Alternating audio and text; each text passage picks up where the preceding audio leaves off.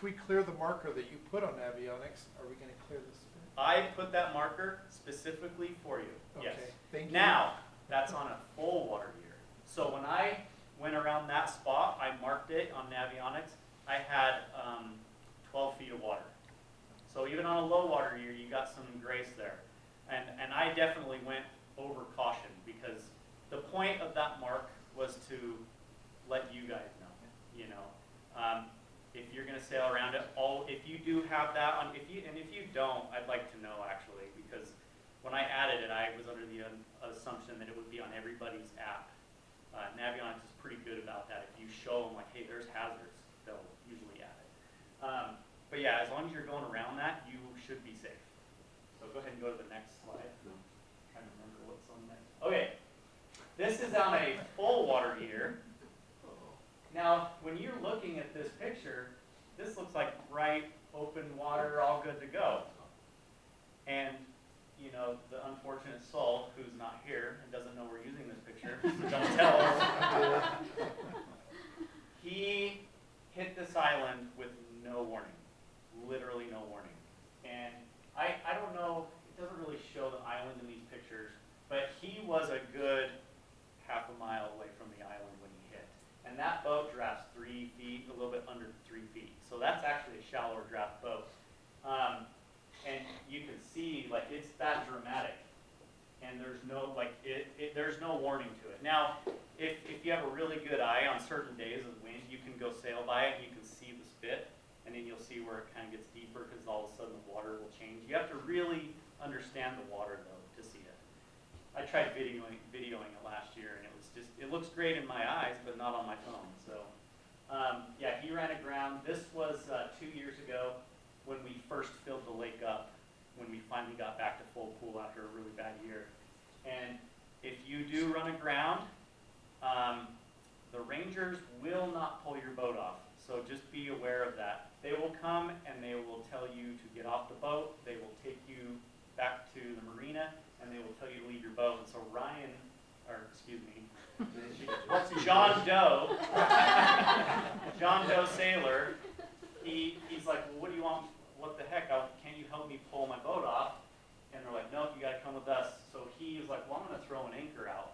He got very lucky. The next day, him and Chad went out with a power boat to go pull the boat off, and the wind had picked up and actually blew his boat off of the rocks. And he was out there, his boat was floating upright, and he's still sailing that boat. His boat luckily didn't sink, it didn't have any holes in it.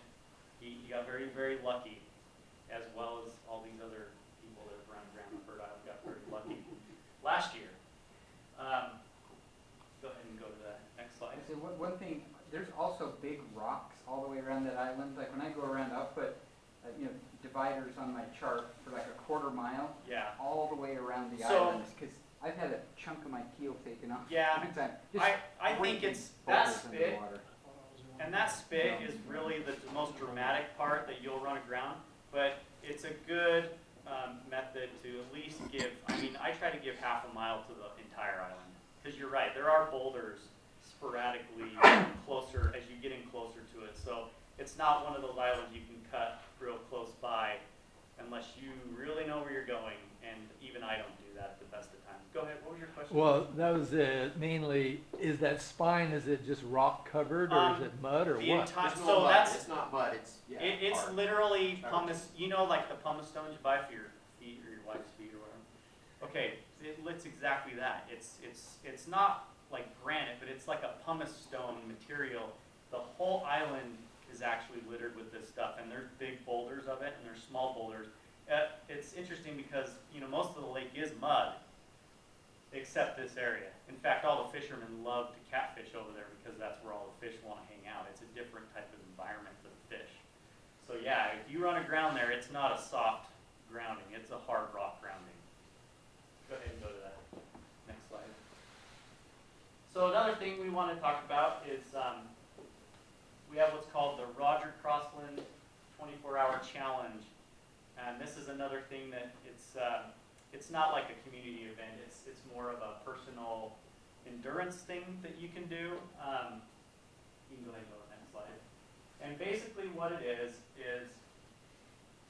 in 24 hours, you have the chance to beat an overall record. We're talking about a yearly thing. Maybe you should. Annual and overall. Yeah, so currently, the current record overall is 100 nautical miles. That's the miles. He actually did it in 22 hours and 45 minutes. His name's Andrew Mays. He doesn't live here anymore. He keeps egging me on to beat him, but I like sleeping in my bed at night. So he did it in just under 23 hours at 100 nautical miles. The rules are simple.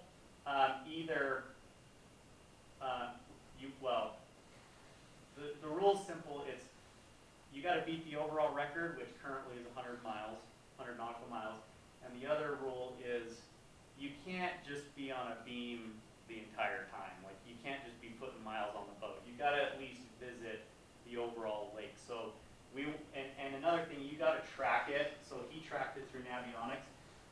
If you are going to participate in this, you would just go to Utah Lake Sailors and do what's called a notice of intent. Let us know you're going to do it, and then you go out and do it, and then you provide us the track with your miles, and just like how Andy did. You can use other programs to do it. It doesn't have to be Navionics. And if you get more than 100 miles in the 24, you have 24 hours. So he decided to stop because he already beat the record and he was really tired at 23 hours. So if you want to, you could keep going and get more mileage there if you wanted to. So yeah, that's pretty much it as far as the 24-hour goes. Talk more about what you think as far as like annual go. So we're just saying, because this is a really hard one to beat. I mean, it's years building up to this. Yes. So if you do it, and let's say you only get 80 miles, still, we'll enter it in the spreadsheet, and maybe you're the one who wins for that year. Yeah, right? we could do beat like the a overall, yearly, but like who will beat it for the year. Let's make it accessible for people. If you do beat the overall trophy, so we had what's kind of like the trophy's not like, it's kind of like one of those trash trophies, like, you know, like I want to say Andy's had a banana on it or something like that. There is a trophy and it goes from overall winner to overall winner. So like Andy would probably give it to the next person and he'd probably mess with the trophy or something. And, you know, you play a joke on each other. So there is a trophy and you'll keep that trophy until somebody beats your record. What's your question? Is that an individual race or a team thing, or what? You are allowed to do a team effort on this one, yes. Andy did it himself. Now, we may break that up eventually to where there's, you know, a single person event, there's a duel, and then you can do a crew. We may break that up at some point. It kind of depends on how popular it gets. But for right now, you do have the opportunity. And some of the record holders in the past have been two of them. One of them will take a rest, and then the other person will sail, and then they'll switch. And so that has been a thing in the past. But the current record is solo. He did that solo. Any other questions? All right. Oh, go ahead. I mean, how many, I can't believe you didn't break that last year. How many miles did you put last year?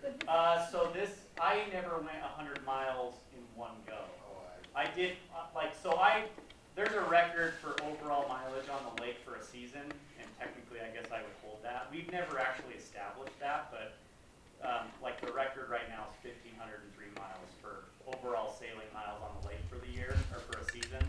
And I did that last year, but it wasn't like I didn't do it as an actual official challenge. It was just more a, hey, I really want to go sailing.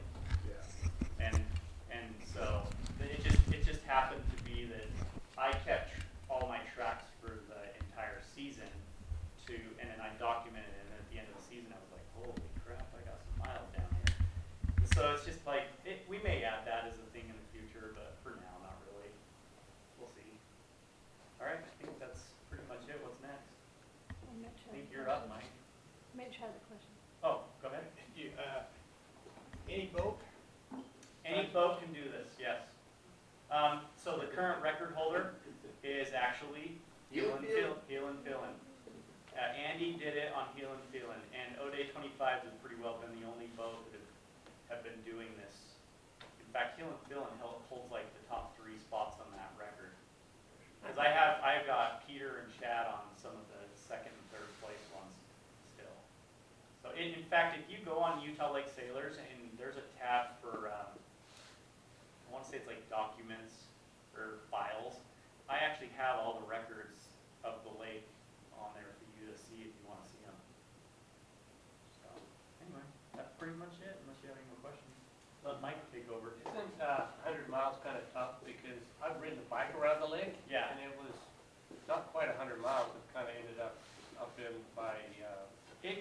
challenging, and there's a lot of variables to it. I mean, you got the wind. So, like this record, when he did it, he had to plan a solid windy weekend to do that. Because Andy, he attempted this record 3 times that summer and finally got it on this one.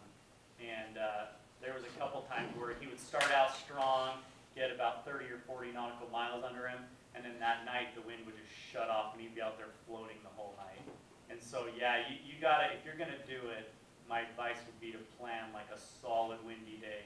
So like for me, I usually like to sail when it's pretty heavy, between 25 and 35 knots. And in about a 4-hour window or 5-hour window, I can put about 25 to 30 nautical miles down on my boat. That's just on my boat. Every boat's gonna be different, but to give you kind of an idea, even for me to hit that 100, I'd have to be out there in 25s to 35s for, almost 20 hours still.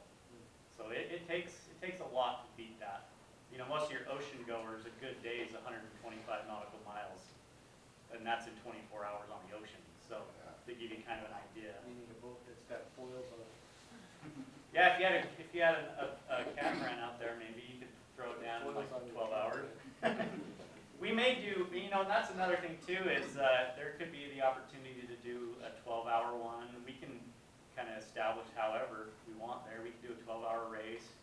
And there are different races that we can discuss that are, ones from Linden to American Fork, Provo to Pelican. We can have records for all of that. So, all right, I'm going to turn it over to. I was going to add one thing along with that. I don't know if this is where Jerry was leaning, where he wanted to be. Wherever. Anyways, he had to go back and forth all over the place. I don't know if that's what you were questioning. Yeah, It's so not exactly 100 here. miles around the lake. It so- doesn't. Right, This yeah. doesn't do it. So this is like his overall track. Yeah. This is his track on the lake. So like Provo's here, Linden would be up here. It doesn't show the whole lake, but he literally went like everywhere. And In you- fact, you Bird couldn't- Island's like down here, and he even went down there. But yeah, it's. I mean, It's a lot of back and forth. there's a ton. around You're that. gonna have a track that looks like a hot mess. All right. Okay, so here's, this is another one that's really fun to do. You can do it on your own, or with buddies, but it's circumnavigating Utah Lake.